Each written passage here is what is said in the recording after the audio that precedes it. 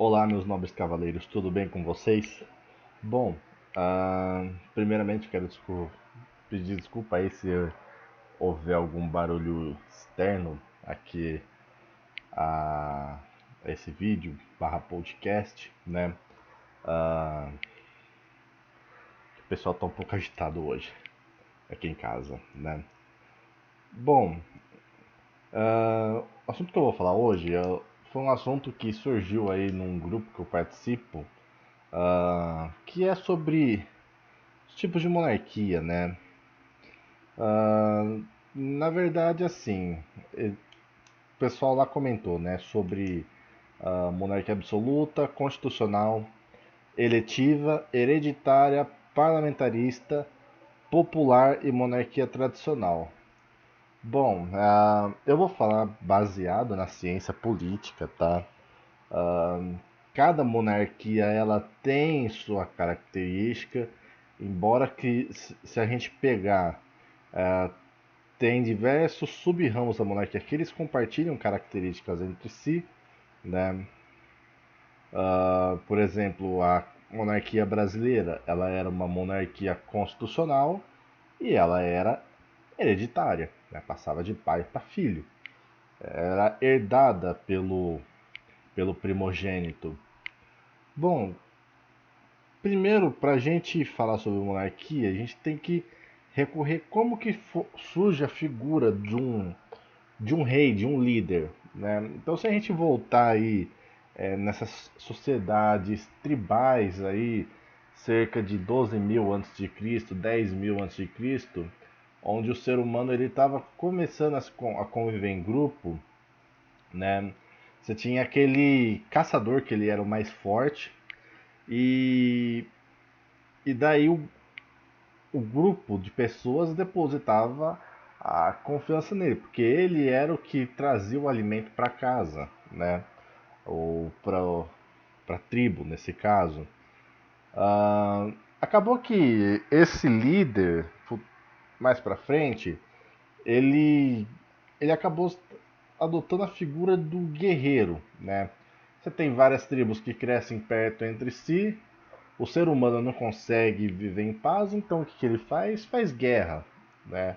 Então a gente tem a figura aí desse caçador mais experiente, ele acaba se tornando o guerreiro mais forte. E por isso o povo acaba aclamando aí esse guerreiro mais forte como líder desse povo, né? Até se a gente pegar o monarca, ele é chefe das Forças Armadas. Ou seja, ele é o número um. O que a ciência política ela fala sobre a monarquia, né? Mono em grego é um, arquia em grego é poder, o poder de uma pessoa só. A gente sabe que na prática isso não funciona, na verdade, né? A gente sabe que mesmo se for uma monarquia absoluta, existe pessoas ao redor do rei que vão dar o seu palpite que vai influenciar nas decisões de estados. Então, vamos falar, uma monarquia em si pura, que um cara só governa com mão de ferro, isso não existe. Até porque se existisse, ele seria facilmente deposto, né? Ahn, então, para a ciência política, a monarquia é uma só, né? É um governo que é de um só, ou seja, você tem uma pessoa só que representa o poder de Estado, tá? Não quer dizer que ele vai representar também, ele tem que representar obrigatoriamente o poder de Estado e o poder de governo, tá? Mas na sua essência, o monarca ele é um chefe de Estado, tá? Aí a gente tem alguns sub-ramos da monarquia, né? A gente tem a monarquia absoluta, que ela foi recorrente aí durante a Idade Moderna, né? Os primeiros estados modernos a surgir na Europa foi Portugal e Espanha. Eles, eles surgem nessa figura absolutista, ou seja, centralizadora de poder, porque você tinha durante o período feudal o poder ele era muito bem distribuído, né? Na relação de suzerania e vassalagem. Ou seja, se o rei ele ia e concedesse para uma pessoa o título de duque, né, o rei não poderia interferir na administração desse ducado que o duque administrava. Consequentemente, o conde não poderia ser ter interferência do suzerano, né? E assim vai. Então você tinha um poder durante a Idade Média bem fragmentado. E aí, com Portugal e Espanha se tornando os primeiros estados modernos, você começa a ter essa centralização e a monarquia absoluta em si. O que quer dizer o absolutismo? Quer dizer que o poder ele está ainda na mão de um só que não quer dizer que isso não sofre influência. Quer dizer que, por exemplo, o rei, nesse caso, ele vai deter vários títulos. Ele responde pelo executivo, responde pelo legislativo e responde pelo judiciário. Ou seja, o rei, na parte do executivo, ele governa e faz função de chefe de Estado, da lei ele cria a lei e ele julga. Então, essa é a cara do absolutismo, né? Uh, ele normalmente é hereditário, né? Agora falar assim de monarquia tradicional, né? Normalmente a monarquia ela é tradicional. Por que não? Porque já dela ser hereditária, ela já tem esse aspecto de tradicionalidade, né? Vai depender muito da cultura do povo. Agora, quando o pessoal peca muito na na monarquia constitucional e na parlamentarista. Qual que é a diferença das duas? Só um minuto. A diferença é barulhos externos que eu falei, meu cachorro.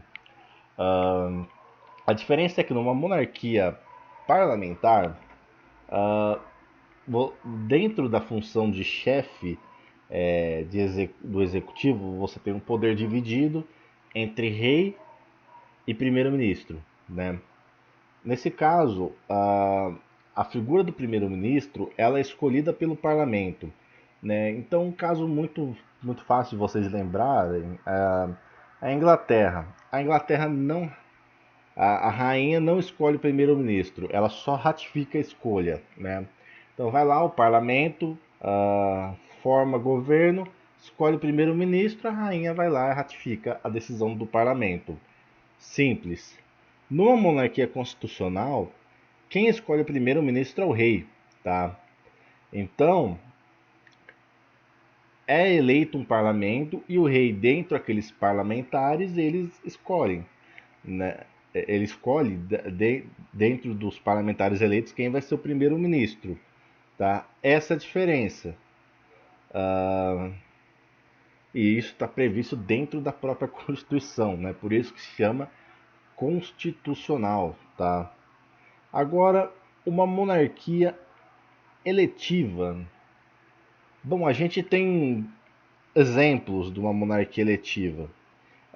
O Sacro Império Romano Germânico ele era uma monarquia eletiva, né? Você tinha dentro dos reis da Europa é que nem um conclave do Vaticano, né? Que nem acho que falar sobre o Vaticano seria até mais plausível por estar perto da realidade. Os cardeais, eles são ditos como os príncipes da igreja, né? Até por isso o passaporte deles é único, emitido pelo Vaticano, né? Eles têm função de chefe de Estado quando eles vão fazer uma viagem em nome do Vaticano, essas coisas. Porém, dentro do conclave, que acontece? Os príncipes da igreja, que são os cardeais, eles vão, entre eles, fazer uma votação para escolher o Papa. O Papa nada mais é do que o Bispo de Roma, né? Sempre foi assim desde quando se iniciou o papado, né? Onde que o Bispo de Roma ele foi o que ficou mais forte, né? E daí, tradicionalmente, o Papa o papado a sede em Roma, né? Um cardeal nada mais é do que um bispo também, né? Só que ele tem uma outra função. Então, uh, outro exemplo, né?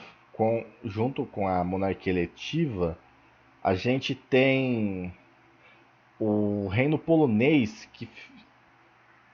o reino polonês, com quem que ele teve união? Acho que foi com a Estônia, durante a Idade Moderna, fim da Idade Média. Ele teve essa aliança, né? E onde o rei ele era também eleito pelo povo, né? Uma monarquia popular, por exemplo, você tem Rei dos Francos, é só um título, né? Mas se você pegar na essência, ele é uma monarquia normal, né? No caso, ah, você teria poderia ser uma absoluta, por exemplo, né? Ou poderia ser uma monarquia constitucional. É só um título, é só um nome. Bom, então é isso que tinha para falar sobre monarquia, né? Isso, a olhos da ciência política, eu tentei ser o mais sucinto, mais simples possível aqui para vocês entenderem. E é isso, nobres cavaleiros. A gente se vê na próxima aí e até mais.